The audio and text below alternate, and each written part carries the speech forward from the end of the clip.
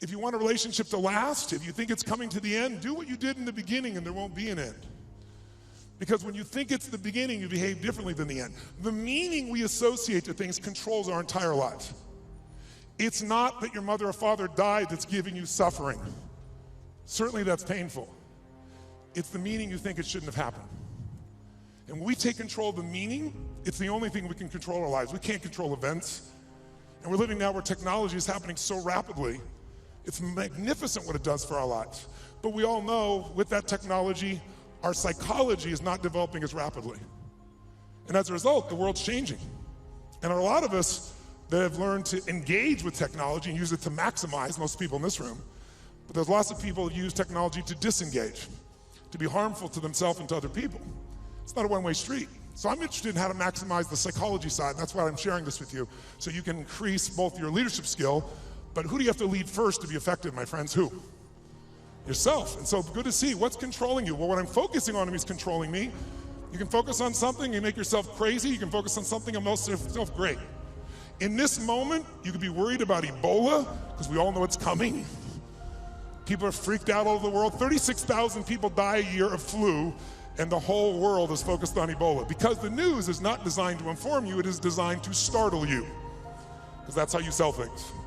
So if you let someone else take control of your focus, your life will be in someone else's hands.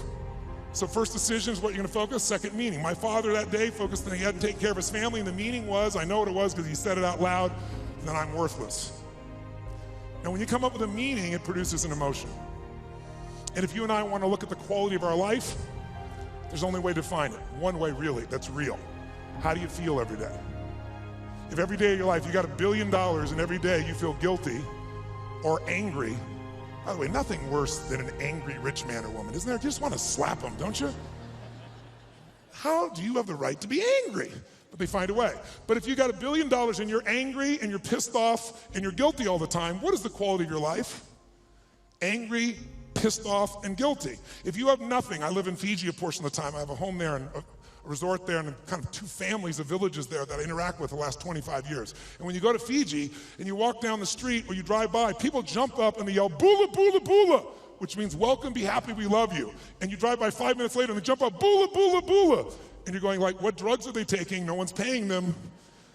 But they're so happy. They're in such a different state. They've learned to focus on something else and come up with a different meaning for life. But if the meaning is it's the end, if the meaning is that you're dissing me, if the meaning is you don't care, whatever meaning we come up with, that affects the third decision, which is what am I gonna do? And what people do is based on the meaning, since the meaning creates emotion, right? You can be miserable no matter what you have, and you can be euphoric having nothing. We all know it's true. In fact, is it possible to learn to for example, all hell could be breaking loose around you, and you could just be sitting in a chair in this centered space, all hell breaking loose, and you could still feel great? Is that possible, yes or no?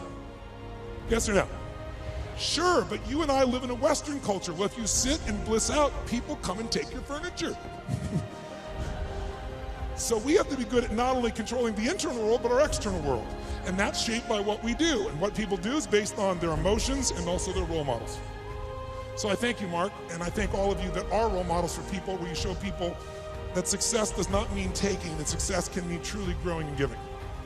That money, resources, and opportunity are things to be shared. They're things that are tools for a quality of life that you're able to enhance for people and for yourself and your family.